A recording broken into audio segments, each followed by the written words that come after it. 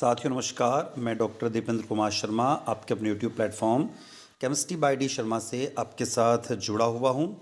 और इस महत्वपूर्ण वीडियो लेक्चर में हम बात करेंगे BA BSc BCom BBA BCA बीएचएससी सेकंड ईयर का जो आपका वोकेशनल कोर्स है यानी व्यावसायिक पाठ्यक्रम जैविक खेती अर्थात ऑर्गेनिक फार्मिंग का प्रैक्टिकल नंबर 4 यानी प्रायोगिक क्रमांक 4 के बारे में इस वीडियो के अंदर हम बात करने वाले हैं। तो साथियों, यदि आप मध्य प्रदेश उच्च शिक्षा विभाग के अंतर्गत आने वाले किसी कॉलेज में अध्ययनरत है यानी कि नई शिक्षा नीति के अंतर्गत आप द्वितीय वर्ष अर्थात सेकंड ईयर के विद्यार्थी हैं और आपने अपना व्यावसायिक पाठ्यक्रम ऑर्गेनिक फार्मिंग अर्थात जैविक खेती को चुना है, तो उसका प्रैक्टिकल नंबर 4 है। उद्देश्य दिया हुआ यानी ऑब्जेक्ट है मृदा परीक्षण और मृदा के सूक्ष्म पोषक तत्वों का निर्धारण कीजिए। Soil testing and determination of soil micronutrition. तो साथियों, सबसे पहले तो यदि आप चैनल पर नए तो सबसे पहले चैनल को आप सब्सक्राइब कर लीजिए, बेल आइकन प्रेस कर लीजिए तथा ताकि हमारे लेटेस्ट नोटिफिकेशन आपको मिल सके। और वीडियो अच्छा लगता है तो लाइक करें, कमेंट बॉक्स में कमेंट करके हमें अवश्य बताएं और अपने दोस्तों तक इस वीडियो को अवश्य शेयर करें ताकि हमें एक मोटिवेशन मिलता रहे और हम आपके लिए नए नए वीडियो इसी तरीके से लेकर आते रहें। सबसे पहले बात होती है यहाँ पर मृदा परीक्षण अर्थात सॉइल टेस्ट की। तो साथियों, हम यहाँ पर हिंदी और इंग्लिश दोनों लैंग्वेज में बैक टू बैक देखेंगे। हम यहाँ पर सिर्फ हिंदी लैंग्वेज का प्रोनाउंसिएशन करेंगे। यदि आप इंग्लिश मीडियम के विद्यार्थी हैं तो इंग्लिश मीडियम में उसको नोट डाउन कर सकते हैं। कृषि में मृदा परीक्षण या भूमि की जाँच एक मृदा के किसी नमूने की रासायनिक जाँच है जिसमें भूमि में उपलब्ध पोषक तत्वों की मात्रा के बारे में जानकारी मिलती है। इस परीक्षण का उद्देश्य भूमि की उर्वरकता मापना तथा यह पता करना कि उस भूमि में कौन से तत्वों की कमी है। वाई सॉइल टेस्टिंग, मृदा परीक्षण क्यों आवश्यक है? तो मृदा पोषक तत्वों का भंडार है तथा पौधों को सीधा खड़ा रखने के सहारा देती है। पौधों को अपना जीवन चक्र पूरा करने के लिए 16 पोषक तत्वों की आवश्यकता होती है। अब ये महत्वपूर्ण पोषक तत्व क्या है? तो मुख्य तत्व यानी main element, key elements carbon, hydrogen, oxygen, nitrogen, phosphorus, potash, calcium and magnesium. यानी carbon, hydrogen, oxygen, nitrogen, phosphorus, potash, calcium और मैग्नीशियम, ये 8 मुख्य तत्व यानी कि मेजर एलिमेंट, की एलिमेंट्स माने गए हैं। दूसरे जो होते हैं माइक्रो एलिमेंट्स यानी सूक्ष्म तत्व, उसमें जिंक, मैग्नीज, तांबा यानी कॉपर, लोहा यानी कि आयरन, मॉलिब्डेनम, बोरॉन और क्लोरीन ये शामिल हैं। तो इन सभी तत्वों का संतुलित मात्रा में प्रयोग करने से उपयुक्त पैदावार ली जा सकती है। तो any appropriate yield can be obtained only by using all this elements is a balance quantities.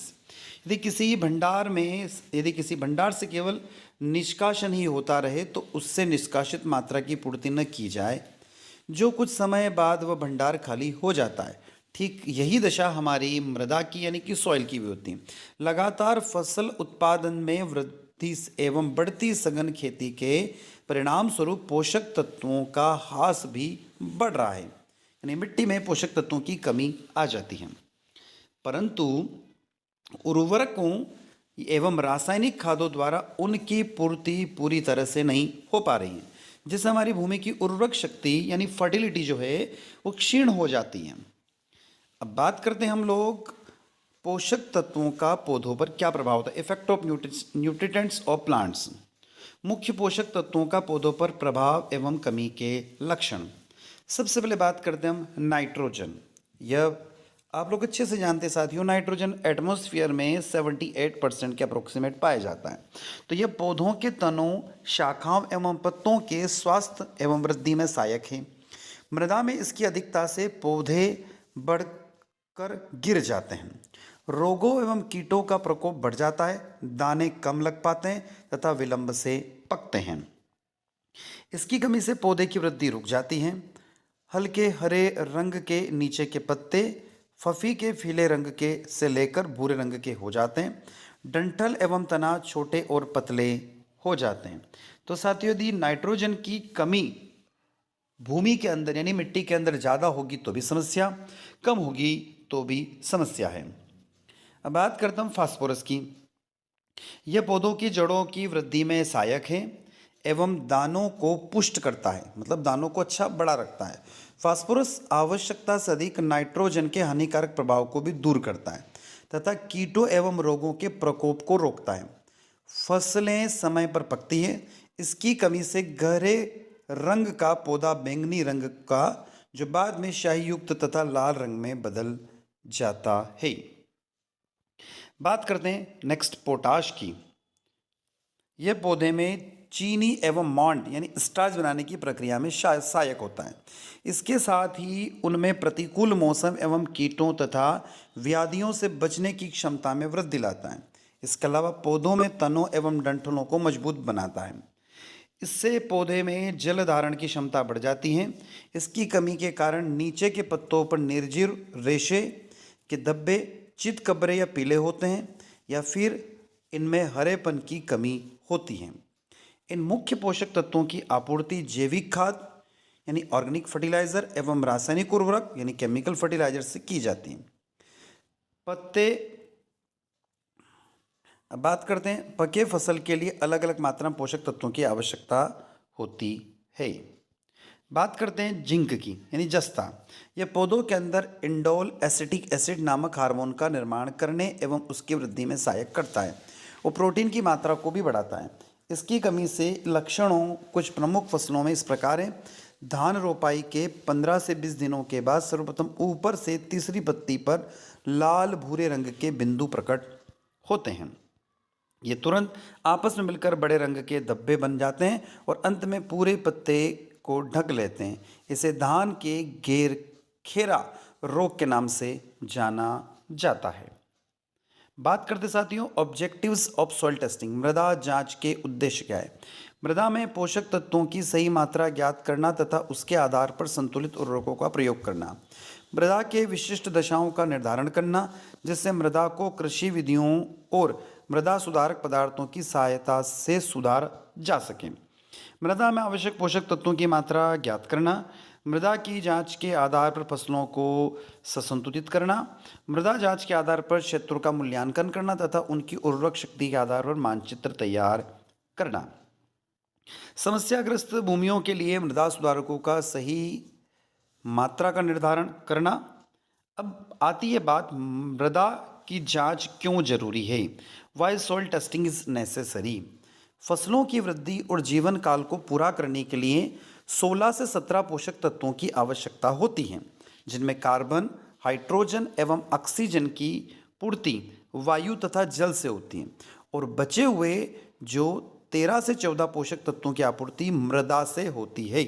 अतः मृदा में सूक्ष्म पोषक तत्वों की कमी के होने से फसलों की उत्पादन क्षमता एवं गुणवत्ता में अधिकतर कमी देखी गई है। इसलिए मृदा की जांच कराकर न केवल हम उसके उर्वरकों एवं खादों की उचित मात्रा की आवश्यकता को ज्ञात किया जा सकता है, बल्कि सही उर्वरक का चुनाव एवं सही प्रयोग विधि और सही समय आदि बातों को भी पता चलता है, जिससे प्रति इकाई पोषक तत्वों की मात्रा में ज़्यादा से ज़्यादा लाभ प्राप्त किया जा सके। बात आती है when to get soil tested. मृदा की जांच कब कराएं?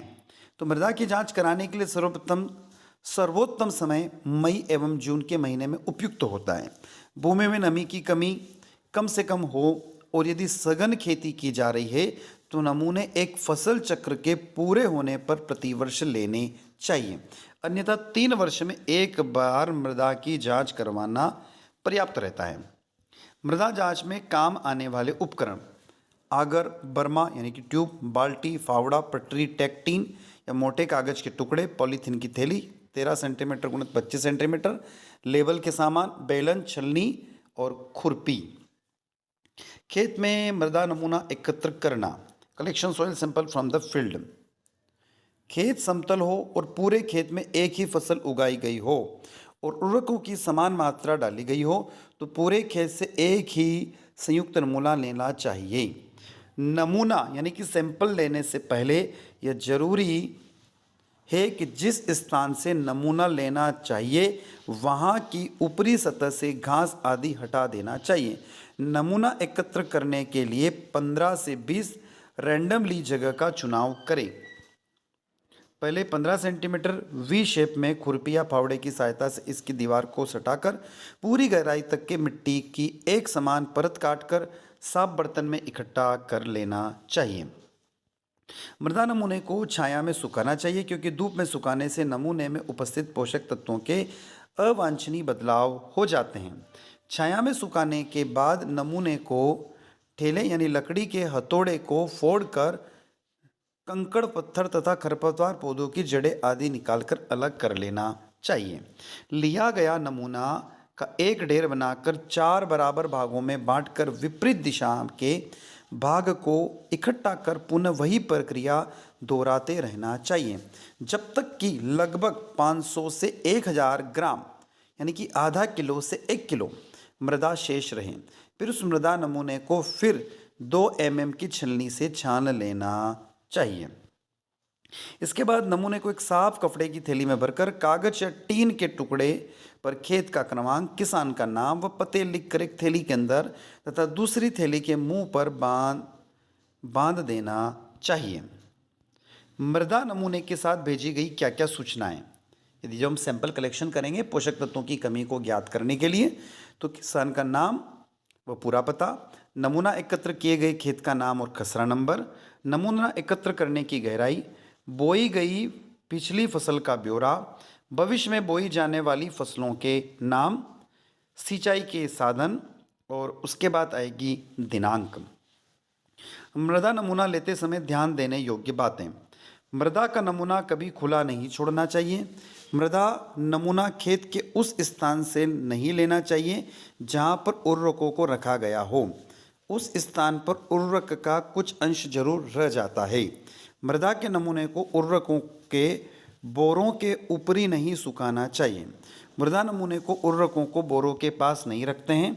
अगर किसी खेत की मृदा जांच पहले किसी प्रयोगशाला में की जा चुकी है तो उसका विवरण भी अवश्य देना चाहिए। नमूना जिस गहराई से लिया जाए उस नमूने की थैली पर अंकित करते हैं। जहाँ गीली मृदा हो वहाँ पर मृदा नमूना नहीं लेना चाहिए। खेत में उबड़ खाबड़ जगह से नमूना नहीं लेना चाहिए। वृक्षों के नीचे, खाद के गड्ढे तथा मेड़ के पास से मृदा नमूना एकत्र नहीं करना चाहिए। खड़ी फसल से नमूना नहीं लेना चाहिए। फसल की बुआई के लगभग 1 माह पूर्व ही मृदा नमूना जांच हेतु प्रयोगशाला में भेज देना चाहिए। अब आती है विद्युत चालकता का 1:2 की व्याख्या। इलेक्ट्रिक कंडक्टिविटी, विद्युत चालकता। सामान्य मिट्टी किसी भी फसल के लिए उपयुक्त होती है, यानी उसकी इलेक्ट्रिक कंडक्टिव विद्युत चालकता 1 से कम हो तो, यदि 1 से 2 के बीच में हो तो इसका मतलब है सीमांत लवणीयता है, फसलों के बीच अंकुरण के लिए हानिकारक हो सकते हैं। और यदि विद्युत चालकता 2 से अधिक है तो अत्यधिक लवणीय है, फसलों के लिए हानिकारक हो सकती है। अब इसकी सिफारिश क्या है हमारी तरफ से? कोई सुधार की आवश्यकता नहीं है। यदि 1 से कम है, 1 से 2 के बीच में तो भारी मिट्टियों की सुधार की आवश्यकता हो सकती है, हल्की मिट्टी में वांछनीय। और 2 नेक्स्ट कंडीशन यहाँ पर जो हमने देखी थी वो थी, यदि 2 से अधिक है विद्युत चालकता मिट्टी की तो भारी मिट्टियों में निश्चित रूप से सुधार की जरूरत है, विशेष रूप से जब संवेदनशील व अर्ध लवण सहनशीलता फसलें उगानी हो।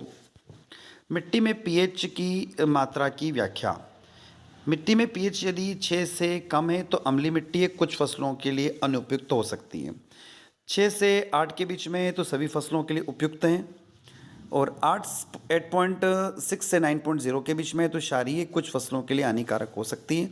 और यदि उसका पीएच वैल्यू, मिट्टी का पीएच वैल्यू 9 से अधिक है तो अत्यधिक क्षारीय फसलें हैं और फसलों के लिए हानिकारक हो सकती हैं। तो साथ ही ये पीएच वैल्यू के बेसिस पर भी आप मिट्टी की करेक्टरिस्टिक्स को हम पता कर सकते हैं कि वो खेतों को किस प्रकार से फ़ायदा करेगी या नुकसान करेगी। अब हमारी तरफ से इसकी सिफारिश क्या है? तो हमने भी यहाँ पर कहा है कि यदि मिट्टी का पीएच अम्लीय यानी कि 6 से कम है तो चूना व कार्बनिक खादों की आवश्यकता होगी। और यदि 6 से 8.5 के बीच में है, साथियों जो दूसरा बता रखा हम लोगों ने, दूसरा पॉइंट 6 से 8.5 के बीच में है तो 6 से 8 तो कोई सुधार की आवश्यकता नहीं होगी। और 8.5 से 9 के बीच में है, 8.6 से 9 के बीच में तो भारी मिट्टियों में सुधार की आवश्यकता होगी, हल्की मिट्टियों में वांछनीय है। इसके लिए जिप्सम व कार्बनिक खादों का उपयोग आवश्यक है। और यदि मिट्टी का पीएच वैल्यू 9 से ऊपर है तो मिट्टियों में निश्चित ही रूप से सुधार की आवश्यकता होगी, जिससे के लिए जिप्सम, हरी खाद व कार्बनिक खादों का उपयोग किया जाना चाहिए। तो इस प्रकार की टेबल आपको बनाना है जो कि स्क्रीन पर आपको दिखाई दे रही है। अब बात कर रहे हैं मिट्टी की उर्वरकता की प्राथमिक तत्वों की व्याख्या। जैसे सॉइल फर्टिलाइज़र यदि कम है तो जैविक कार्बनिक पदार्थ 0 से 50 यानी 0.50 से कम है, नाइट्रोजन 280 से कम, फास्फोरस 11 से कम, पोटाश 120 से कम, यानी क्या उपलब्ध पोषक तत्व किलोग्राम पर किलोग्राम की बात हो रही। और व्याख्या हो गई, इसकी एक्सप्लेनेशन हो गया पोषक तत्वों की कमी।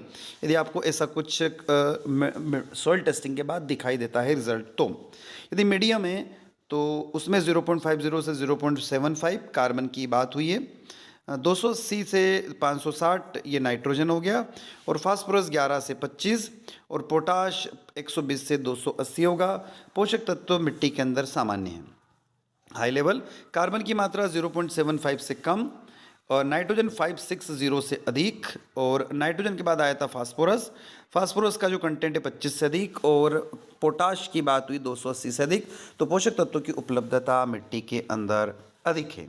इस टेबल के बेसिस पर आप बात कर सकते हैं, समझ सकते हैं और रिजल्ट तैयार कर सकते हैं। गौण एवं सूक्ष्म पोषक तत्वों के स्तर नीचे दिए गए मापदंडों से कम होने पर संबंधित उर्वरकों के इस्तेमाल आवश्यक है।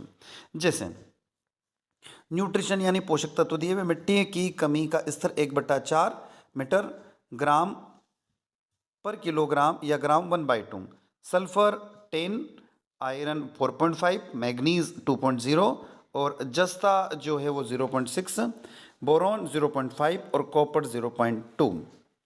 तो साथियों इस तरीके से पूरा एक रिज़ल्ट तैयार हो जाएगा, जिससे हम उस मिट्टी के अंदर, खेत की मिट्टी के अंदर पोषक तत्वों की कमी के बारे में हम पता कर सकते हैं सॉइल टेस्टिंग के माध्यम से, मृदा परीक्षण के माध्यम से।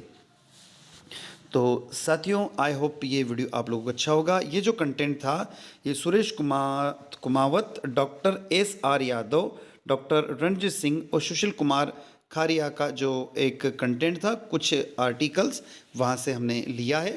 तो इन सभी को धन्यवाद, जिसके कारण हमारा ये पूरा वीडियो कंप्लीट हो पाया है। और ये जो है ये मृदा विज्ञान एवं कृषि रसायन कृषि महाविद्यालय बीकानेर SKR बीकानेर कॉलेज के जो प्राध्यापक और विद्यार्थी उनका एक कंटेंट था, और कुछ कंटेंट हमारा था। वहाँ से ये पूरा एक वीडियो आप लोगों के लिए हम तैयार करके लेकर आए। तो साथियों आई होप ये वीडियो आप लोगों को अच्छा लगा होगा। अच्छा लगता है तो लाइक करिएगा, कमेंट बॉक्स में कमेंट करके ज़रूर बताइएगा, और चैनल पर नए हैं तो चैनल को सब्सक्राइब अवश्य करिएगा। नए वीडियो के साथ पुनः आपसे फिर मुलाकात होगी। धन्यवाद साथियों।